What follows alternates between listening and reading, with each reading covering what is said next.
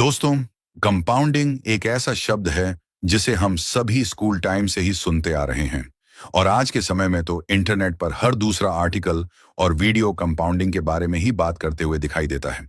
लेकिन इसके बावजूद भी अधिकतर लोगों को इसका सही इस्तेमाल कैसे करें, इस बारे में कुछ पता नहीं होता है। वे अक्सर जिंदगी भर पैसा कमाने के बाद भी करोड़पति नहीं बन पाते और ना ही कभी फाइनेंशियली इंडिपेंडेंस की अपनी जर्नी पूरी कर पाते हैं, क्योंकि उनके द्वारा लिए गए ज्यादातर फाइनेंशियल डिसीजंस जाने अनजाने में कंपाउंडिंग की थ्योरी के अगेंस्ट हो जाते हैं।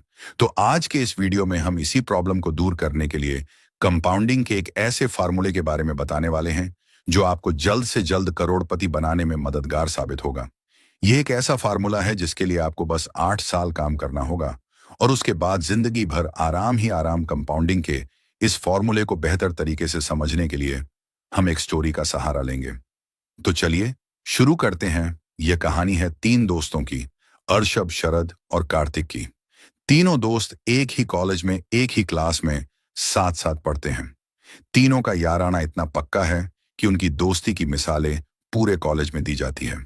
कॉलेज के लास्ट ईयर तक तीनों दोस्त साथ ही रहे। फिर जब करियर की बात आई तो तीनों को अलग अलग डायरेक्शन में जाना पड़ा। अर्शब ने अपनी फ्रीडम को प्रायोरिटी देते हुए फ्रीलांसिंग करना चुना। वही शरद ने अपने पैशन को फॉलो करते हुए एक एडवर्टाइजिंग एजेंसी में एज अ राइटर ज्वाइन कर लिया। अब कार्तिक तो उसने कॉलेज प्लेसमेंट के थ्रू ही अपने करियर को दिशा देना सही समझा, इसलिए उसने एक सॉफ्टवेयर कंपनी में प्लेसमेंट ले लिया। इस तरह तीनों दोस्तों ने अपनी जर्नी की शुरुआत करी। काम में बिजी हो जाने के कारण उनका 1 साल बिना मिले ही गुजर गया। इस 1 साल में अर्शब और शरद फाइनेंस के गणित को समझने की कोशिश कर चुके थे और उन्होंने यह जान लिया था कि केवल मंथली सैलरी से काम नहीं चलने वाला।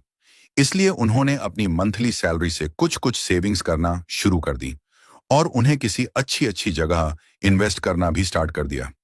वही दूसरी ओर कार्तिक एक बहुत ही हम्बल बैकग्राउंड से बिलोंग करता था और अभी तक उसका माइंडसेट भी वही टिपिकल मिडिल क्लास वाला बना हुआ था।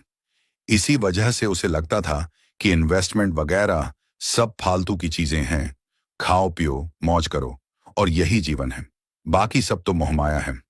अपनी इसी फिलॉसफी को फॉलो करते हुए कार्तिक ने एक महंगे से पॉश इलाके में अपने लिए एक फ्लैट रेंट पर ले लिया और फिर वहां से ऑफिस तक जाने के लिए एक चमचमाती ब्रांडेड कार ईएमआई पर खरीद ली। हर महीने उसके पास 1 लाख रुपये सैलरी के आते थे, जिन्हें वह पार्टी करने में, नए नए एक्सपेंसिव मटेरियल खरीदने में यूं ही उड़ा देता था। इसके अलावा मंथ के एंड में जब उसका बैंक अकाउंट पूरी तरह खाली हो जाता था तो वह खर्चों को पूरे करने के लिए क्रेडिट कार्ड का इस्तेमाल भी बिना कुछ सोचे समझे करता था।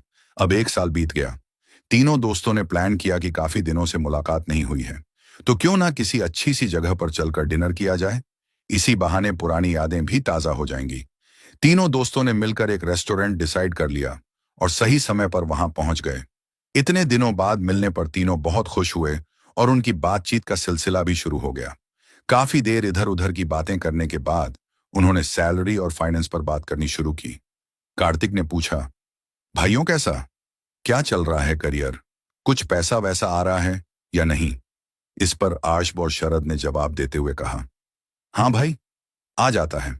महीने का 70 से 75 हजार और उसमें से कुछ परसेंट सेव करना और इन्वेस्ट करना भी शुरू कर दिया है।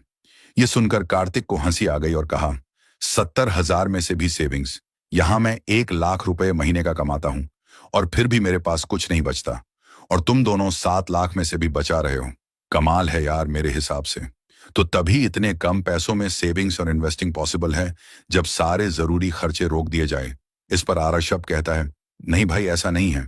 मैं अपने पैसे और लाइफ को मैनेज करने के लिए 8वीं 10वीं रूल को फॉलो करता हूं।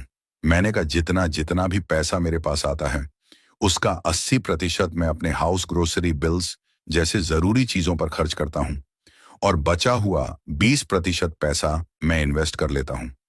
जैसे हर महीने फ्रीलांसिंग से मैं लगभग 70 हजार कमा लेता हूं, तो उनमें से 80% यानी कि 5 लाख 6 हजार रोजमर्रा की